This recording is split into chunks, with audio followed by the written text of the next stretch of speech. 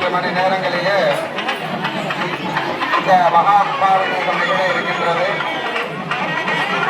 இப்பொழுது புனித கலசங்கள் ஆலயத்தை வந்து கொண்டிருக்கின்றன.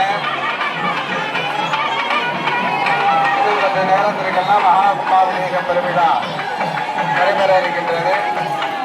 மெய்யன்பர்கள் அத்தனை பேரும் தரிசித்து அமைதி காத்து மகா கும்பாபிஷேக